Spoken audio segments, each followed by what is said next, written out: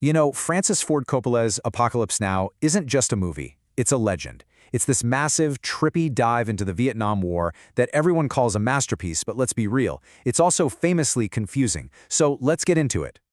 And this right here, this is the whole problem, isn't it? For every single person who says it's this visionary piece of art, you've got someone else, like our friend on Reddit, who just thinks it's a slow, weird, and totally pointless mess. You know, the scenes feel random, the characters are all nuts, and the plot just kind of drifts along, just like that boat at the center of the story. So that's the big question we're going to tackle. Think of this as our mission. We're going to travel up the river of this film's chaos together. We're going to look at its most confusing parts and see if we can find the deep, really unsettling meaning hiding at its core. Okay, so to get a handle on the madness you're seeing on the screen, you've got to understand the very real madness that was happening behind the screen. Seriously, making this movie wasn't just tough, it was basically its own war. I mean, just look at this. The chaos on set was a perfect mirror for the story they were trying to tell. A huge typhoon just completely obliterates their sets. The main actor, Martin Sheen, has a heart attack so bad they literally read him his last rites. And then Marlon Brando, the big finale of the film, shows up completely unprepared, way overweight, and hadn't even read the book. A shoot that was supposed to take a few months ended up stretching into years. It was pure chaos. And you know, Coppola himself just put it perfectly. This out-of-control production, the insane amount of money, the equipment, everyone slowly losing their minds. For him, that wasn't just what was happening behind the scenes. That was the movie. It was the theme of the whole thing playing out in real time. And you really see this madness come to life during the journey upriver. This trip isn't just about getting from point A to point B. It's a deliberate journey deeper and deeper into insanity. Every weird stop they make, every bizarre thing they see, it's another piece of the puzzle, designed to peel back that thin layer we call civilization.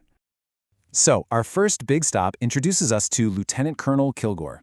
This is the guy who's obsessed with surfing and blasts classical music from his helicopters while attacking villages. He's this huge contradiction, a character so wild that a lot of people just don't get him.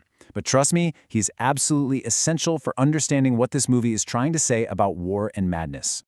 And here it is, the key idea. Kilgore and Kurtz are two sides of the very same coin. See, Kilgore's brand of crazy is totally fine with the army. Why? Because even though he's nuts, he's playing by their rules. He's the acceptable face of wartime insanity. But Kurtz? Oh, his madness is condemned because he stepped outside the system. He's called out the lies and the hypocrisy, and that makes him way more dangerous to the guys in charge than a colonel who just wants to catch a good wave. So we keep going up the river, and then we get to the Playboy show. This scene feels so strange, but it's not just there to be weird. It's a perfect takedown of America trying to drop its shallow, empty fantasies right into the middle of a war zone. You've got these performers, basically symbols of American culture, dancing with guns, making violence sexy. It was supposed to be a morale booster, but instead it just starts a riot. It's the film screaming about how disconnected these fantasies are from the brutal reality on the ground. And then we get to the Dulong Bridge, or, as one character calls it, the asshole of the world. It is just pure, non-stop chaos. You've got soldiers with no one in charge, stuck in this pointless, endless loop. They build a bridge all day, and the enemy blows it up all night. And for what? For nothing. It's just so some general, miles away from the fighting, can say the road is open. This scene isn't a metaphor for the futility of the war. This scene is the futility of the war.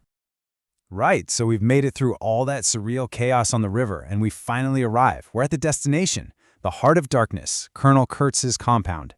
This is it. This is where the whole philosophical point of the movie finally comes into focus.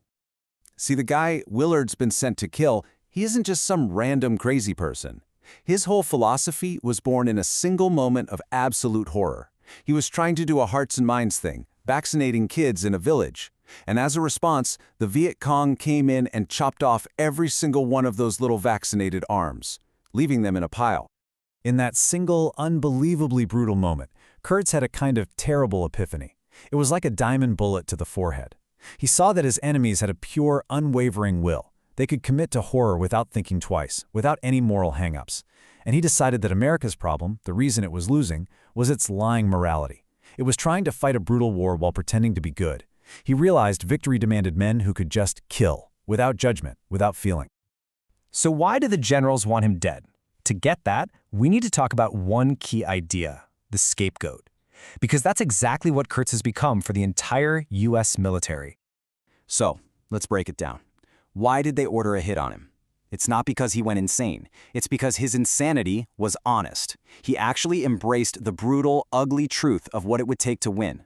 A truth his bosses wanted to pretend didn't exist. He wouldn't play their hypocritical game.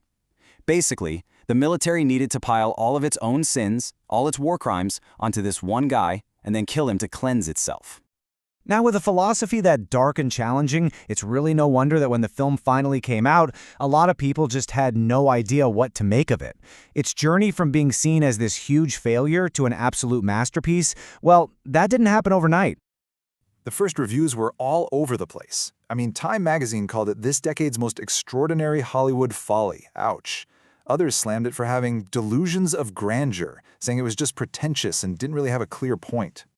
But then you had critics like the legendary Roger Ebert, who saw something else entirely. He got that the film's power wasn't in giving you easy answers. He called it an insanely inspired gesture. He saw right past all the production drama and the controversy and called it a work of genius that would last. And boy, was he right. And of course, the whole thing, Willard's entire journey, leads to these final, haunting words whispered by Kurtz as he's dying. It's one of the most famous lines in movie history. But what on earth does it actually mean? Well, the horror isn't just about Vietnam. It's the horror of what Kurt saw and what he let himself become. It's the horror of the hypocrisy he ran away from. But really, the biggest thing is, it's the horror of realizing that this capacity for brutality, for meaninglessness, for pure, raw madness, it's not just in him. It's lying dormant inside every single one of us, just waiting for the right, or maybe wrong, circumstances to come out. So when you get right down to it, the film isn't a beautiful, pointless mess at all.